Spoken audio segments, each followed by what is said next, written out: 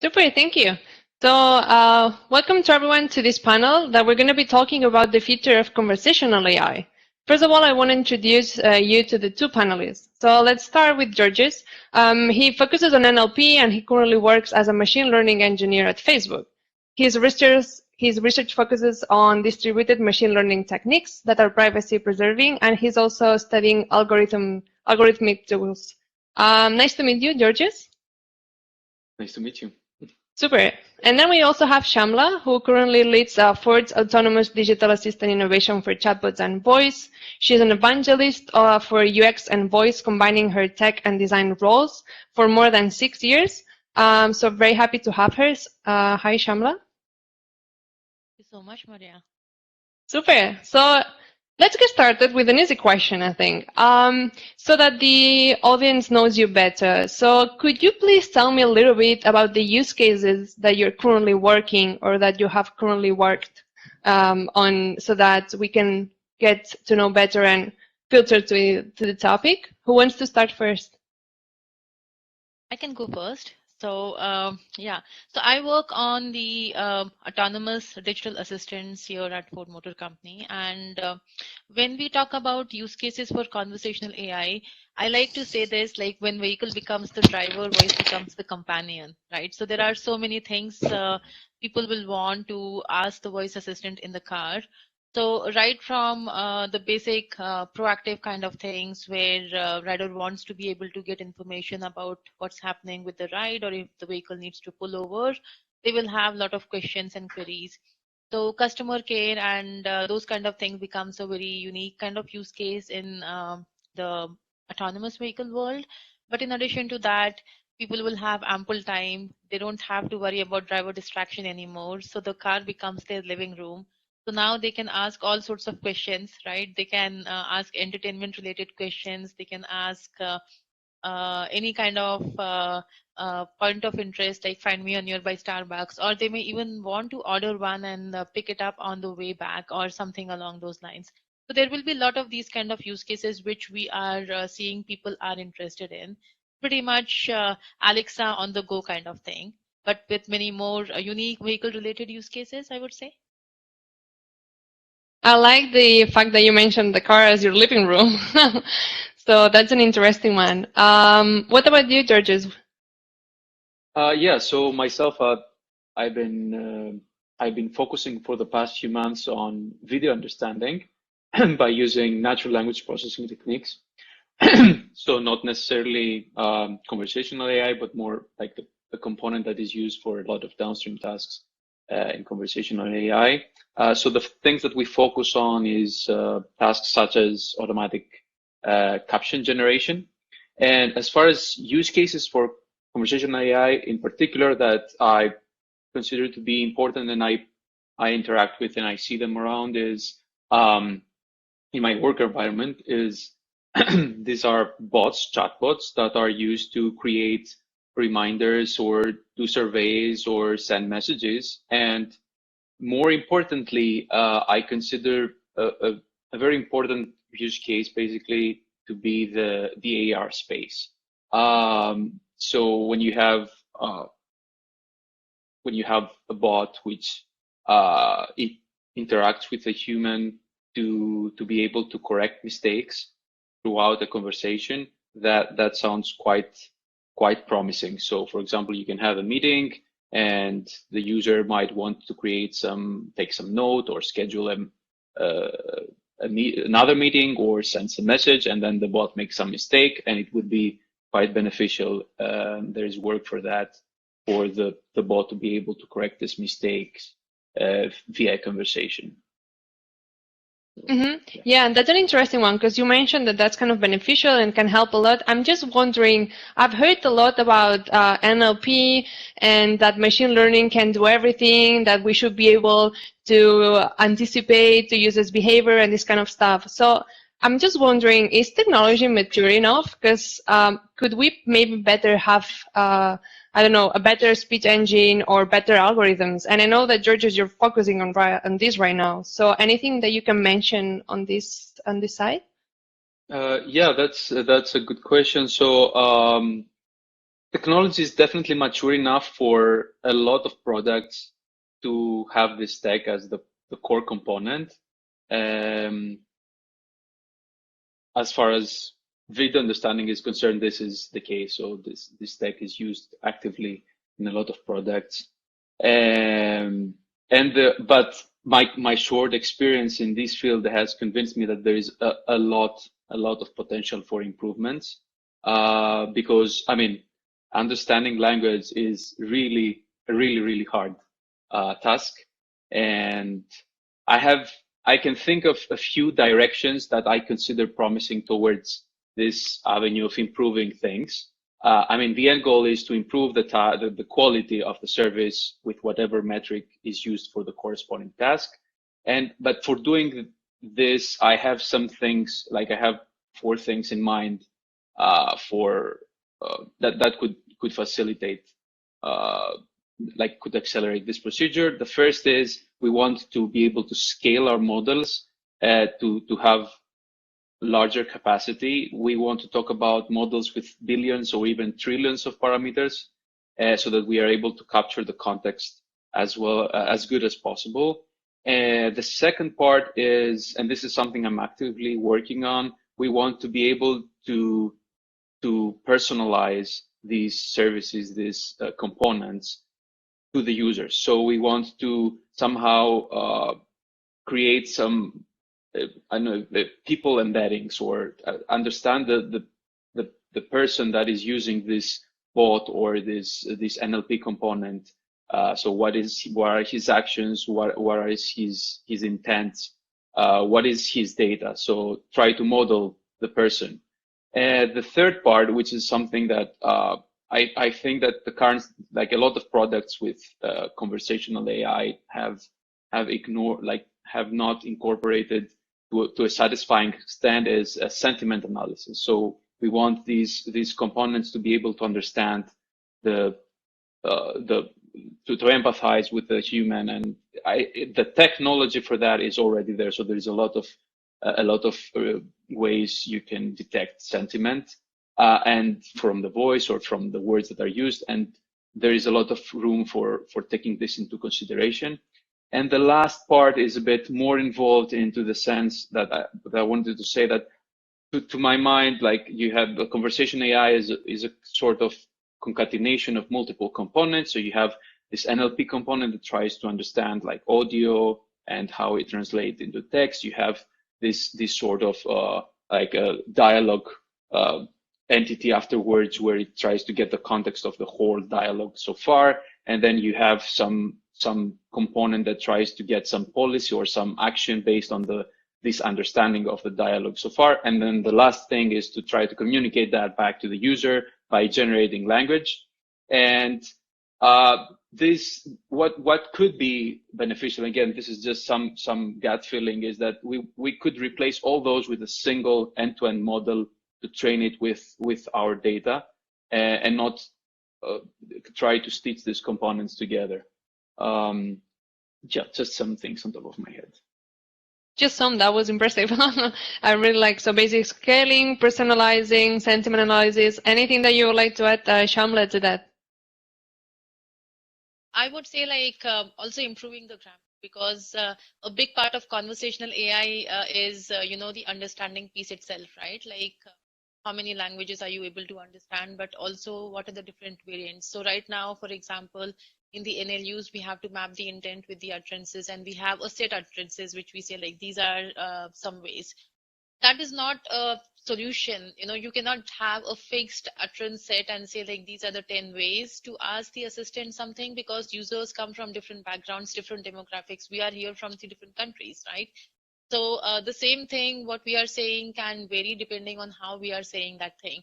So right now, NLU does not have that level of understanding in most cases, where just based on some words, it will understand the intent of the user. It has to be exact match. Like I have to say, what is the weather in Seattle? Or I have to say, do I need an umbrella? Exactly the same way. It does not understand If I said a slightly different variant of the same thing with umbrella or something else, it will not understand. So NLU needs to get to that stage where it automatically is able to create multiple phrases or understand these kind of things. I think Google is doing some work, but it's not 100% there.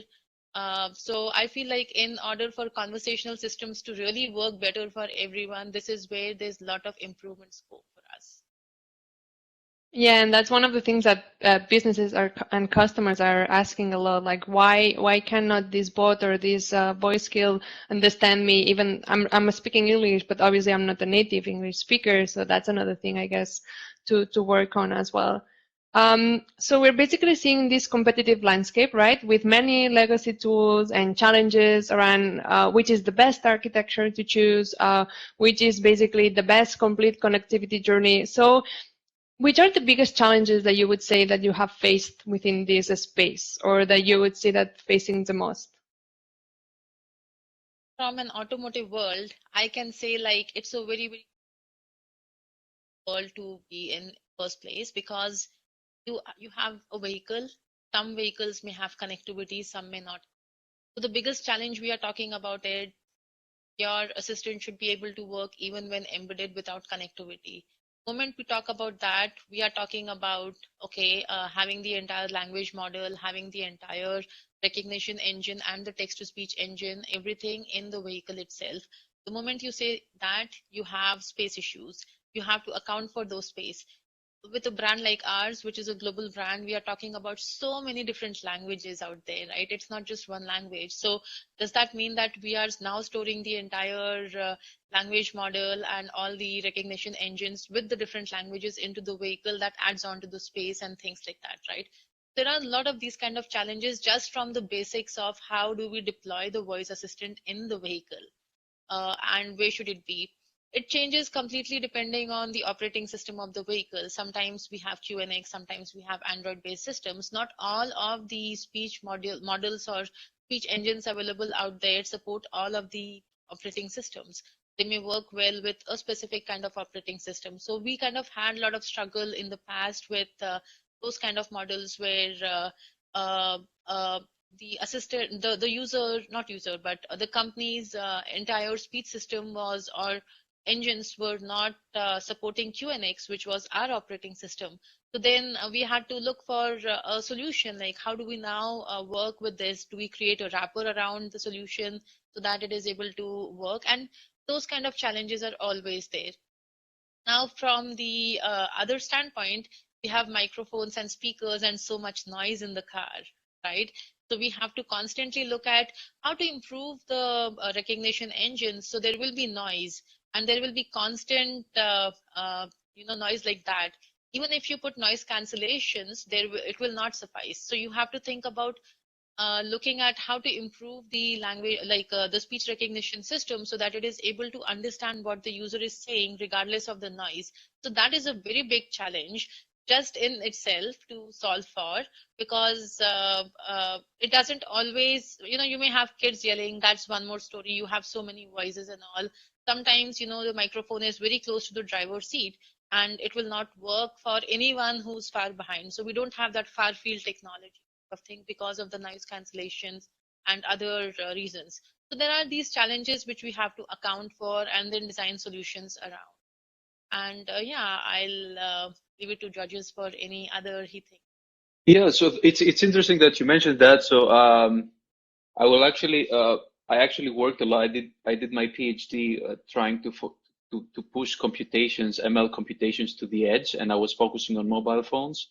And yeah, I mean, doing stuff on Android is definitely one order of magnitude more difficult than doing it somewhere else. So what like from with this in mind, I would like from my perspective and given the things I mentioned, um, I would I would first like to identify a big challenge with this avenue of personalization, and the same is with like it's similar to like pushing the computations towards the end user. So there's a tension with personalization and privacy.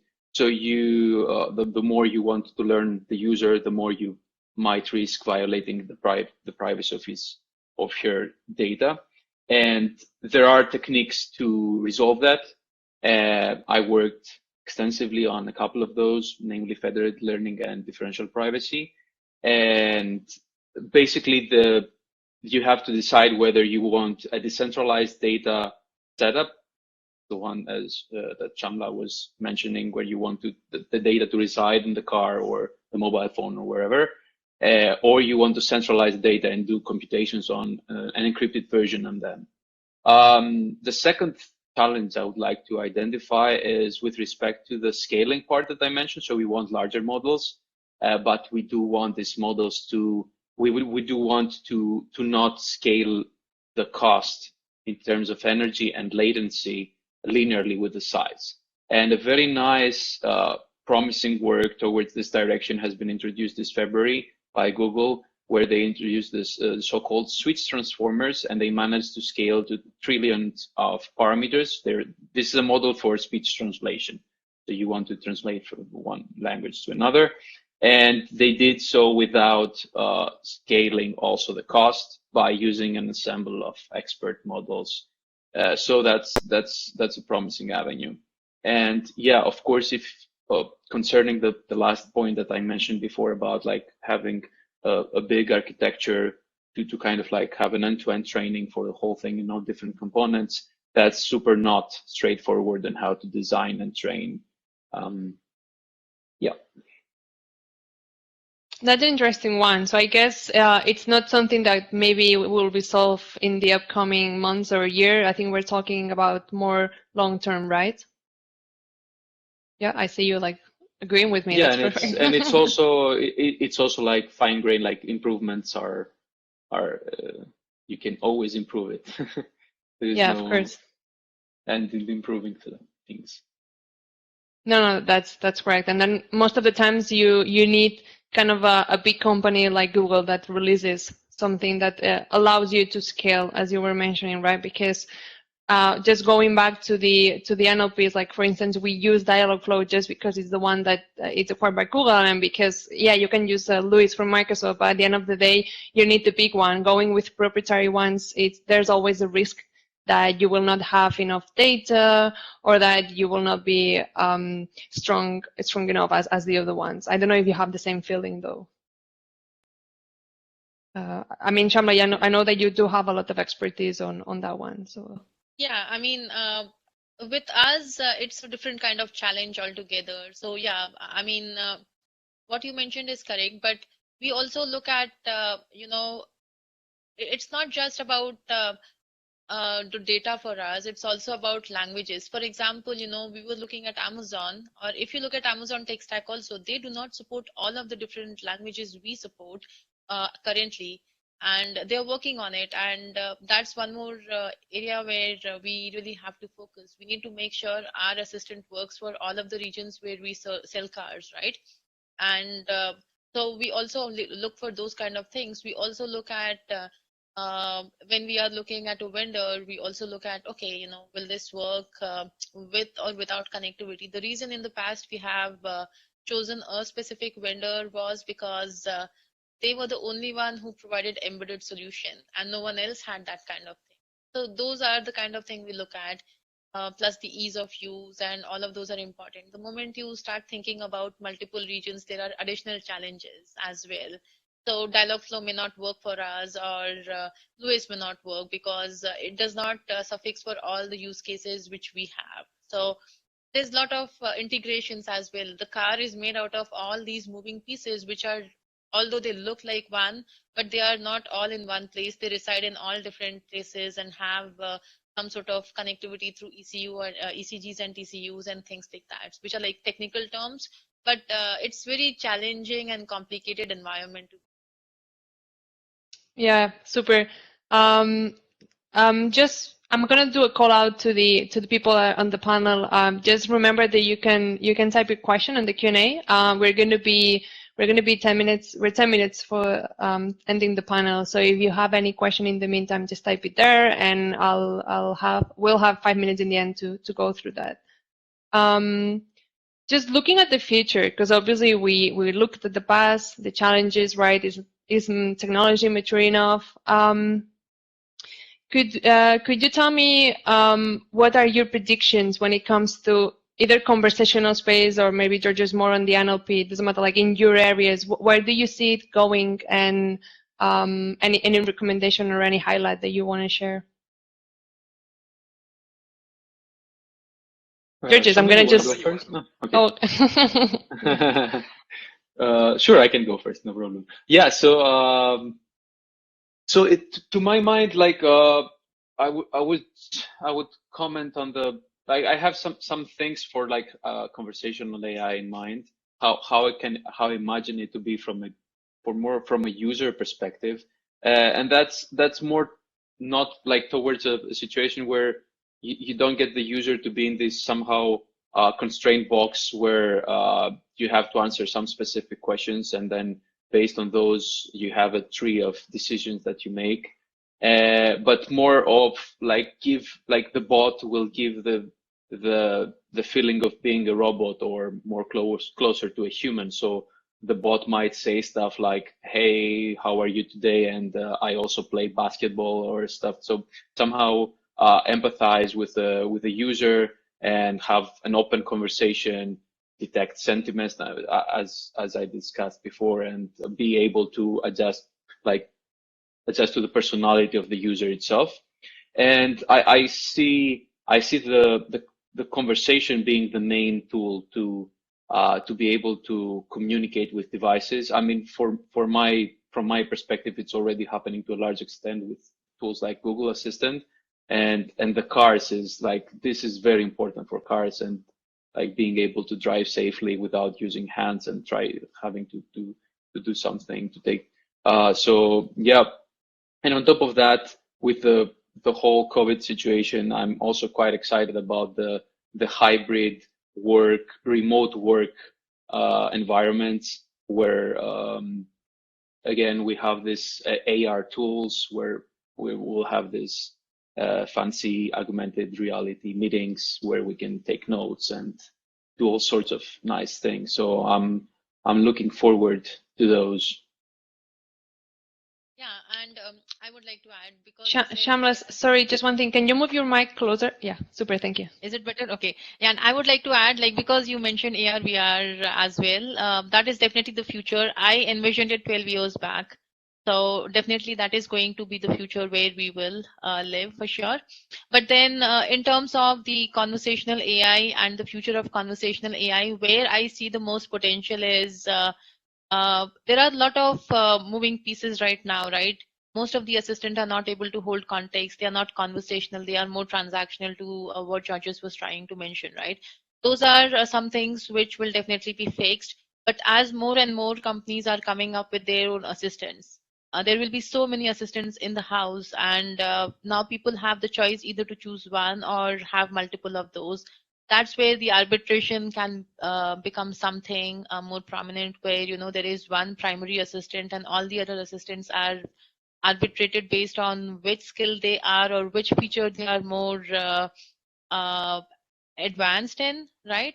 So let's take for example vehicle, right? So in the vehicle there may be multiple assistants, and there may be that if there's something to do with vehicle related things, our assistant is the primary. But for anything to do with appointments and scheduling, we don't want to do that, so maybe some other assistant will take care.